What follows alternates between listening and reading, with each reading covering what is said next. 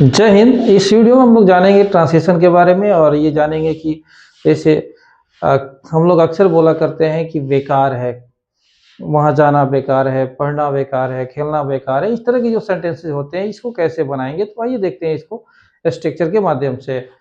सबसे पहले स्ट्रक्चर होता है इसका कि ईट के साथ हम इज लगाएंगे प्लस नो यूज या no good plus V4 plus other word plus full stop. ये स्ट्रक्चर हो गया और इसका जो सेंस निकलता है वो सेंस होता है बेकार है, बेकार है। जैसे हमें अगर कहना हो, आइए एग्जाम्पल के माध्यम से समझते हैं। जैसे हमें कहना हो कि वहाँ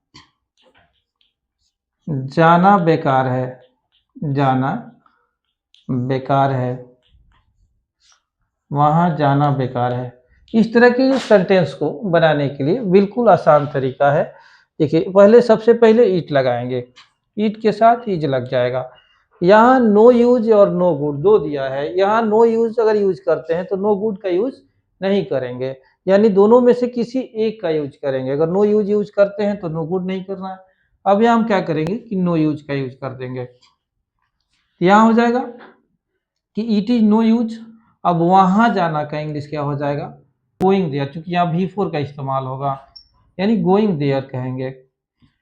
ठीक है, अब ये हो जाएगा कि it is no use going there, वहां जाना बेकार है। ये नेक्स्ट एग्जांपल देखते हैं। मैंने कहा पछताना बेकार है, पछताना बेकार है, बेकार है। तो सबसे पहले हम लिखेंगे बेकार है, इसका इंग्लिश लिखेंगे बेकार है। तो बेकार है का इंग्लिश क्या हो जाएगा, इट इज नो यूज या नो गुड, यानी दोनों में से कोई एक ही लिखना है आपको। तो इट इज नो यूज और पछताना हो जाता है रिपेंटिंग, रिपेंटिंग हो जाएगा यहाँ पे। चूंकि V4 लगाना है इसलिए वर्ब में ING जोड़ देंगे, यानी it is no use repenting अगर कहते हैं इसका सेंस जाएगा कि पछताना बेकार है। अगर यही हमने कहा कि अब पछताना बेकार है, अब पछताना बेकार है, बेकार है। तो इस तरह अगर सेंटेंस बनाना हो तो सबसे पहले हम बनाएंगे बेकार है का इंग्लिश लिखेंगे। बेकार है का इंग्लिश क्या हो जाएगा, इट इज नो गुड या नो यूज, दोनों में से कोई एक ही लिखना है। यहाँ मान लीजिए हमने लिखा कि नो गुड, इसके बाद क्या हो जाएगा, पछताना का इंग्लिश लिखेंगे रिपेंट। क्योंकि V4 इसमें लिखना है तो ING जोड़ देंगे तो रिपेंटिंग हो जाएगा। और अब का इंग्लिश हो जाएगा नाउ। अगर आपको बोलना है कि अब पछताना बेकार है तो बोलेंगे it is no good repenting now या it is no use repenting now. आइए कुछ और एग्जांपल देखते हैं।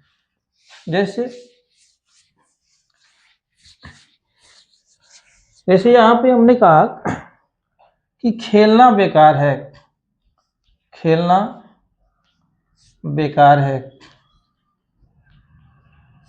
खेलना बेकार है। जैसे आप खेलते हो और चोट वगैरह लग जाती है, उस समय आप बोलते हो कि आज से नहीं खेलेंगे, खेलना ही बेकार है, चोट लग गई है। तो ऐसे करके जो है हम लोग इस सेंटेंस को मान लीजिए बनाते हैं कि खेलना बेकार है। तो सबसे पहले बेकार है का इंग्लिश लिखेंगे। तो बेकार है का इंग्लिश क्या हो जाएगा, इट इज नो यूज।